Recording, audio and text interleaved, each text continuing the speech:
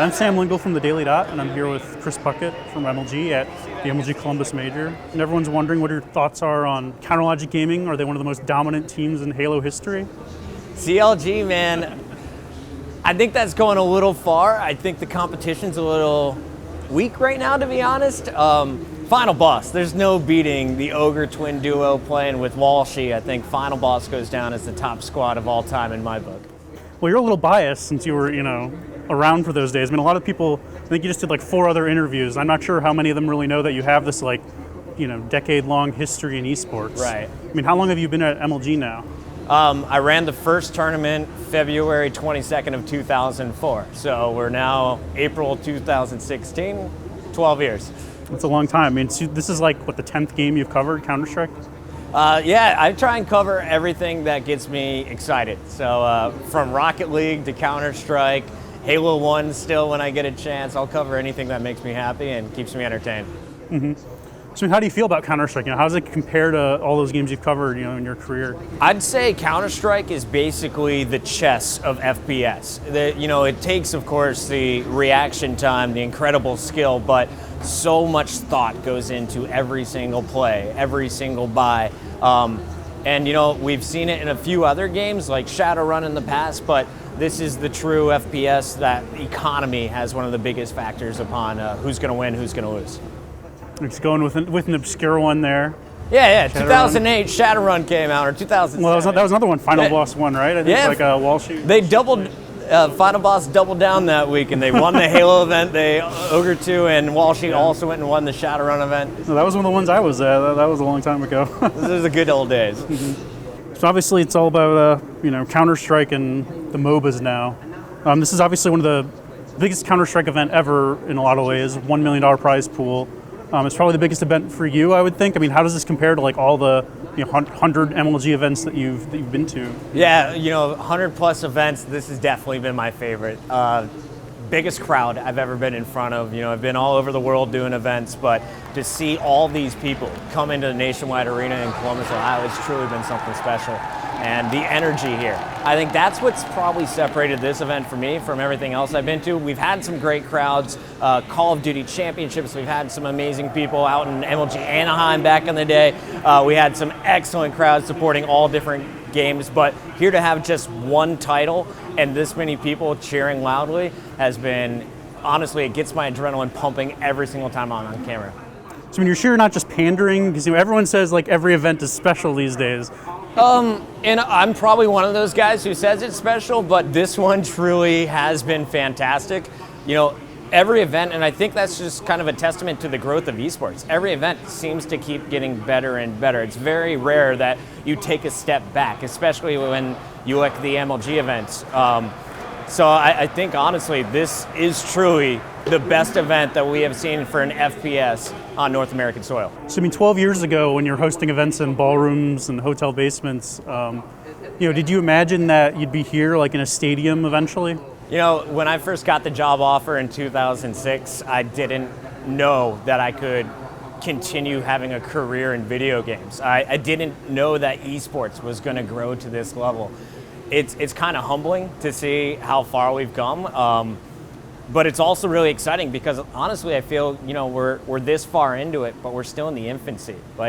We're in a sold out arena, but we haven't been able to fill 360. We haven't been able to cater to the audience. We haven't really figured out how to make the stages really go that level. It's really interesting to see how far we've come so far, but I know we're going to go even further here in the next 5 years. So what do you think are, where are we going to go that's further in the next 5 years? What are the next big steps for esports? I think distribution has been key to the growth of esports. Having it everywhere, mobile, tablet, people watching on their PC. But I can't wait to see where we're going to go with the live event space. What is the next step? Are we going to have outdoor arenas like we used to see for StarCraft in Korea? Where are we going to go next? I'm waiting for the day when teams have their own specific arena that they play in and they fill out for a regular season game. I think we can get there in the next 10 years. I mean, what do you think a esports designed specifically arena would look like, Because you could do a lot of things differently, right? If you esports designed arena Well, you got to keep the people entertained all the time. It's just like the airlines. They figured out you got to put a little monitor in front of people, be able to swipe around on it, maybe sort through your different statistics. I dream big, so I don't know where we're going to go with this one, but I think the real key is it feels pretty good here nationwide. There's very few places that I'd say you have a bad seat. The true esports arena, though, there will be absolutely no bad seats. You're going to have a great view of not only the game, but also the players. So you talked about distribution. I noticed you didn't mention television. This year, obviously, E-League's about to put Counter-Strike on TV, I think in about 2 months from now. MLG has obviously done a lot of different television projects over the years, I think starting in, I think it was 2006 with the USA Network. Yeah. But you did, I think you did highlight clips for like ESPN top 10s and stuff. I don't know where, I guess those never actually got on the big show, but where do you think esports has to go with television at this point? You know, back in 2004, 2005, my dream was to get one of my plays, casting Halo, to be in ESPN top 10. Nowadays, I don't know if we necessarily need TV. I think we have our audience on the internet. I think it's a great additional place to be. But TV, there's some restrictions there. I remember one of the big difficulties we had was how do you break down a 3-day event and make it just a 1-hour episode? And out of that 1 hour, you only have 46 minutes because you have to plug in commercials. I think until we see kind of the big brands, the big cable operators carving out a full day for esports, they're never truly going to be able to show the full experience, or we're going to have to change up the model. We're going to have to stretch out regular seasons. We kind of see that in LCS, where you don't really want to go longer than 6 hours. I think that's where you start to see the audience fatigue kick in. I mean, at MLG, you guys have run both models. Obviously, you did the event circuit model for a long time with the pro circuit, where you even had 10 plus events, I think, each year at some point, so around there. Recently, you had the Call of Duty League, where you did the daily content. I mean, so what do you think is like the future? What is like a better model? My ideal model, just as a broadcaster, is probably 4 hours. 4 hours a day maximum. 3 hours is probably the sweet spot. Of course, that 4 hours is for overtimes or anything else, but I think I want to get to where the NFL's at. I love Monday Night Football, Thursday Night Football, all day Sunday. It's kind of the schedule that I'm a massive NFL fan, and I think that's where I'd like to see esports go eventually. Find the biggest matches and blow those out to the next level. So you think if you had like a major tournament like this one, you'd rather have best of 5 matches, 1 per day or something like that?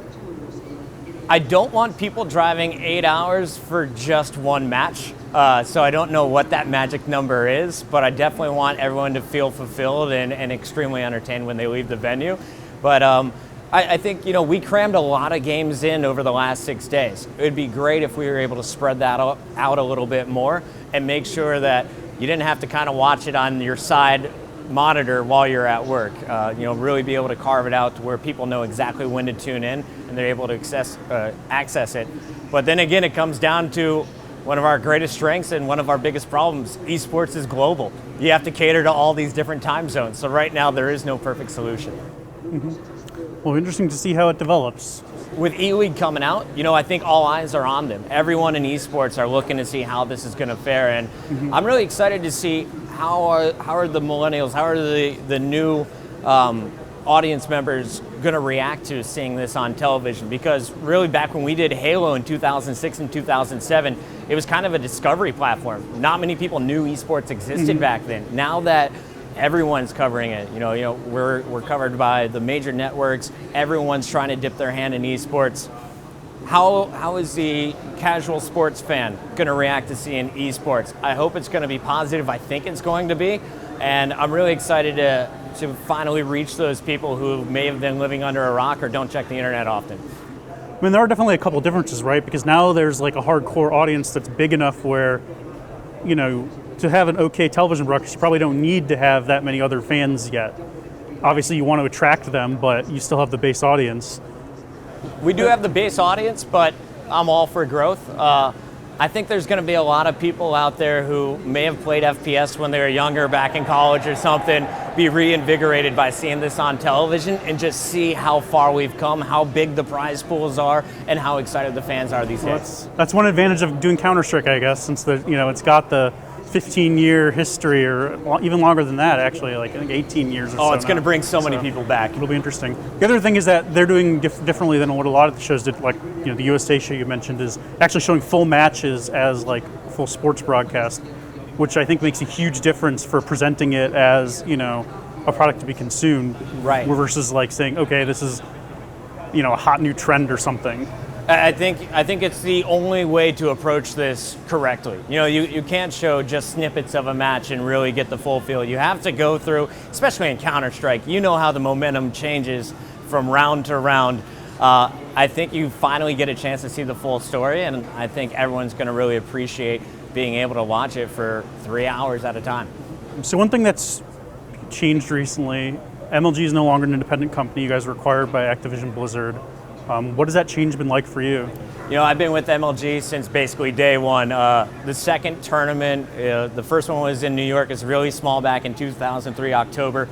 Missed that one due to my grandmother's death, but February we kicked it off with Halo, and since then every event's been bigger, more and more people watching, and it's kind of great to go from a startup to a giant corporation. We have Activision, we have Blizzard, we have some of the most brilliant minds on the planet from the video game world all in one place. The resources are available, they're allowing growth, and it's kind of amazing just to have the support from everyone at Activision and Blizzard.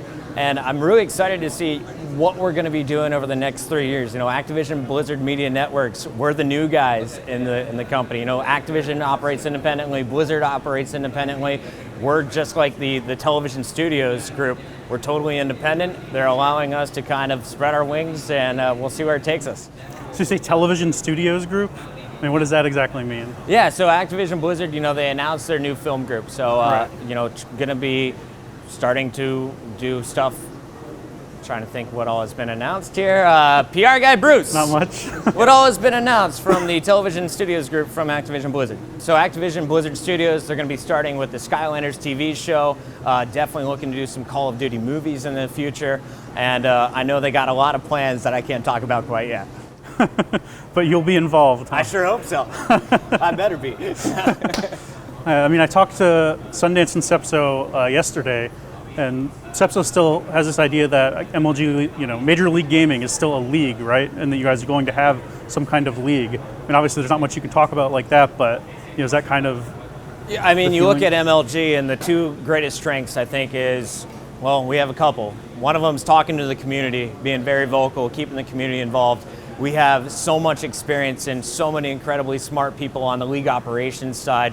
After 100 plus events, we've just got it down. We know how the event should run, the timing of the matches through and through, and then the production. I feel like that is something that we've been trying to step up our game on since day one. We were one of the first to be streaming FPS on console back in the day in 2004, 2005, and the production that you're seeing here this weekend, you have to say this is world class.